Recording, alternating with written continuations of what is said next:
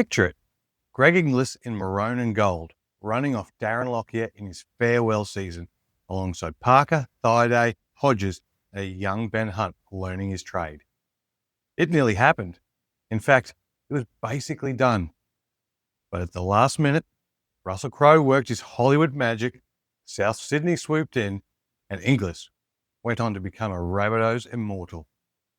So today, we're asking, what if Inglis never reneged on his Broncos deal?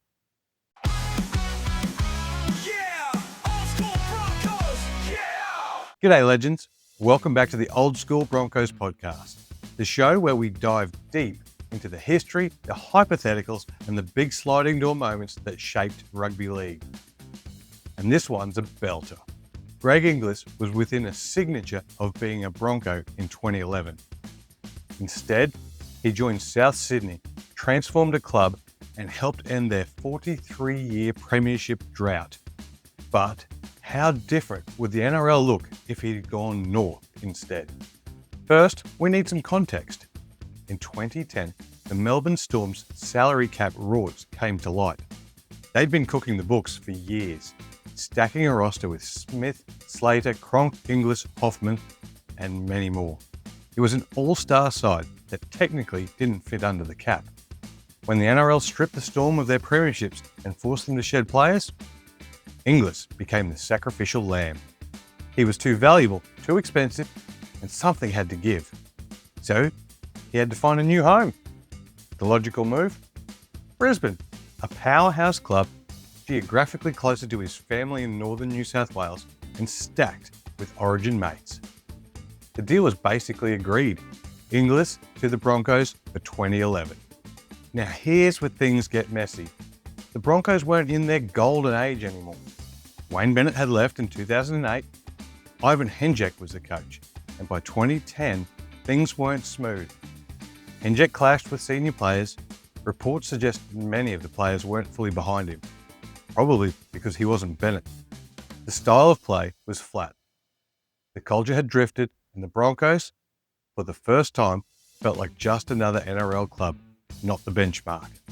Bringing in Greg Inglis should have been the circuit breaker, a megastar in his prime, Queensland and Australian gun.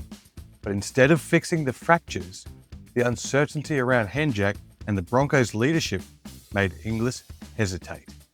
And then enters Russell Crowe.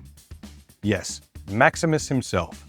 Crowe flew Inglis down, showed him the Rabbitohs' vision, offered the Hollywood red carpet treatment, and most importantly, gave him certainty.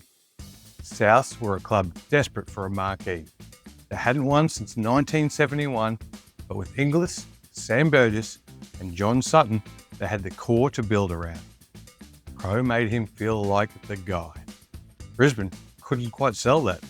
Under Henjak, with Lockyer in the final season, with Parker and Thaiday still dominant, Inglis would have just been another player among many superstars.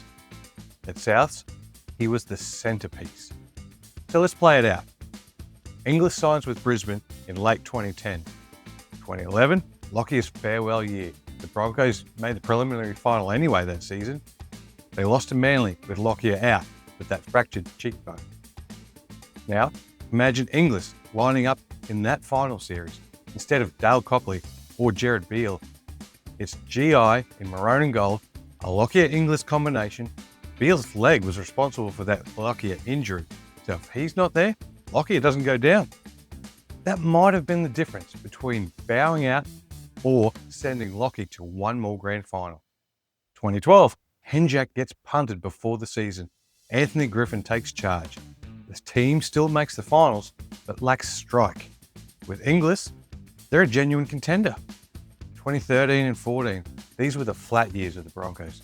They scraped into the finals, but didn't have the superstar factor. Inglis in the side could have been the game breaker they desperately needed. And when Ben Hunt emerged as halfback in 2014, suddenly you've got Hunt steering, Inglis finishing, a combination that would have flipped their fortunes before Wayne Bennett's return.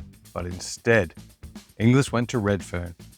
He transformed a club that had been the NRL's punchline. 2011, Souths were inconsistent, but Inglis settled in. 2012, 2013, he became the best fullback in the game.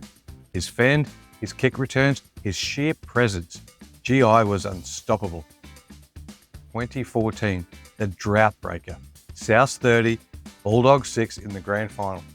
Inglis scores the famous goanna try. He cemented his legacy not just as a star, but as a legend. He gave South's identity, belief and swagger. Russell Crowe had bet the house on him, and it paid off. Meanwhile, Brisbane's trajectory was the opposite.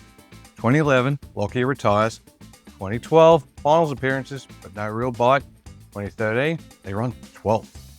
2014, a poor year, finishing 8th. Anthony Griffin sacked.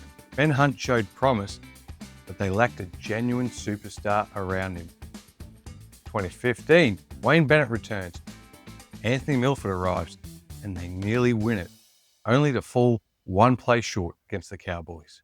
But here's the thing, from 2011 through to 2014, Brisbane lacked that game-breaking presence.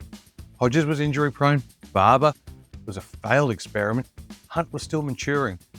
If Inglis had been there, maybe Brisbane don't drift. Maybe they remain a powerhouse through the early 2010s instead of being up and down. So the big question, would Inglis have been as big if he went to Brisbane? At the Broncos, he would have been part of a machine, another great in a long line of legends. He would have won probably multiple comps. But would he have stood out? At Souths, he became the face of the club, the drought breaker, the man who turned them from easy beats to contenders. His highlights in red and green are career-defining. The goanna, the fen, the grand final. Sometimes greatness needs a stage, and South Sydney gave Inglis the perfect theatre. So here's the Old Skool Broncos take. If Inglis signed with Brisbane, the club might have jagged another premiership. Maybe in 2011 or 12, and definitely changed the finals landscape through the early 2010s. But in doing so, we might never have seen the Rabbitohs rise. South Sydney without Inglis? Maybe they're still waiting for their first comp win since 1971. Brisbane without Inglis? Well, we waited until 2015 to go close, and we still haven't won one since 2006. This is the ultimate sliding doors moment. Greg Inglis in maroon and gold could have kept the Broncos dynasty rolling. But Greg Inglis in red and green turned him from great to a legend.